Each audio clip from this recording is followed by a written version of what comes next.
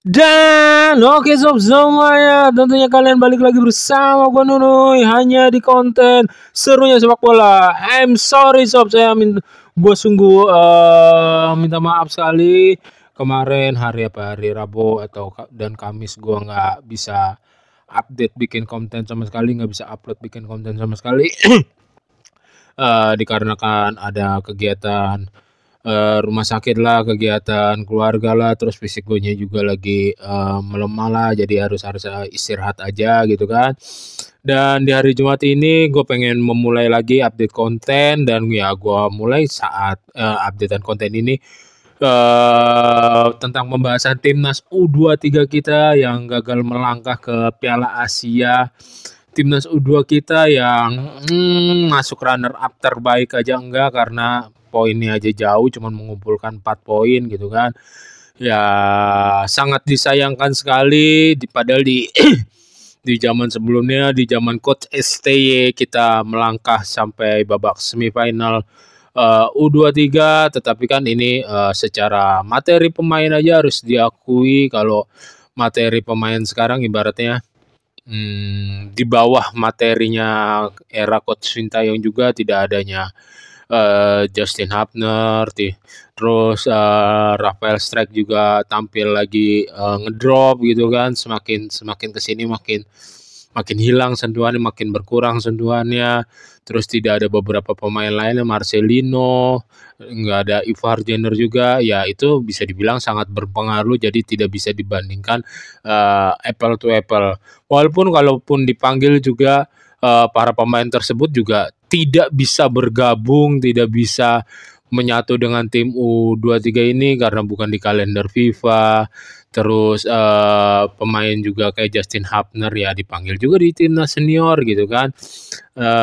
Terus main juga di timnas senior. Terus kayak Ivar Jenner kalau mungkin di timnas U23 ini dipanggil juga tidak diizinkan sama klubnya, bersama dengan misalkan dengan Elkan Bagot ataupun Marcelino. Elkan Bagot emang nggak main ya di Piala Asia kemarin.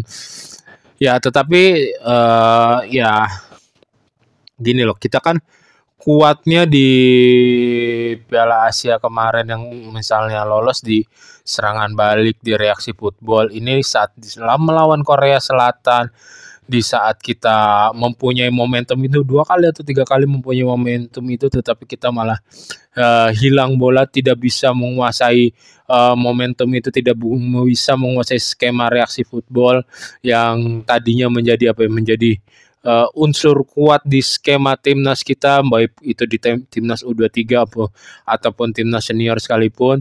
Dan waktu menguasai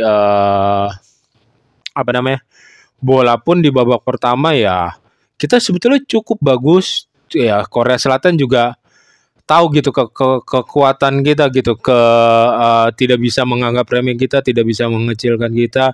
Toh yang kayak pergerakan Hoki Caraka, dia menarik garis pertahanan lawan, terus langsung di drop ball dan bolanya dapat hoki gitu kan, langsung up gitu langsung. Tapi peluang syutingnya sedikit terlambat, peluang syutingnya juga keburu ditutup sama pemain Korea Selatan, sama center back Korea Selatan. Beberapa kali juga kita mencoba menguasai bola, tetapi nggak tembus sama pertahanannya Korea Selatan. Tembusnya paling cuma sekali 2 kali doang ya. Kelengahan Korea Selatan di bawah 1 menit, itu yang telat muncul tuh Hoki Caraka, atau yang nomor 11 tuh Rahmat Arjuna ya yang telat muncul ya. Ingetin nggak apa-apa kalau gua lupa, gua salah. Hoki Caraka yang telat menyambut bola, datangnya bola padahal umpannya dari Hanan atau pokoknya dari lini sebelah kanan, umpan silangnya gitu, udah drop ball silangnya udah udah efektif banget, udah bagus banget ya. Terus kan kita kejebolan terlebih dahulu lewat ya bisa dibilang kesalahan juga. Kita gampang ngambil sekali, gampang terjatuh juga. Ya sutan ke gawangnya si Cahya sih good, bagus. Ya di luar kejebolannya itu juga Cahya bermain sangat-sangat gemilang sekali, sangat-sangat bagus sekali. Jadi jadi layak pemain match of the match gua. Mungkin kedua pemain match of the match gua yang kalian apa namanya, yang kalian tidak duga gitu, kalian tidak sangka ya, ya bisa dibilang Hoki Caraka juga bermain bagus gitu. Bahkan di kualifikasi Piala Asia ini lebih bagus daripada bermainnya Jens Rappen. Jens Rappen bermain di babak kedua menggantikan Rafael Strike. Bener-bener kayak Jens Rappen disuruh nguber-nguber bola, mencari bola, emang jadi kelihatan jelek aja, udah jadi kelihatan kurang aja mainnya gitu. Jadi bagus gue puji, ya jelek ya tidak bisa disangkal gitu. So, oke. Ya, James Rappen kelihatan bermain di kualifikasi Piala Asia ini minim kontribusi, kelihatan kurang, sangat kurang.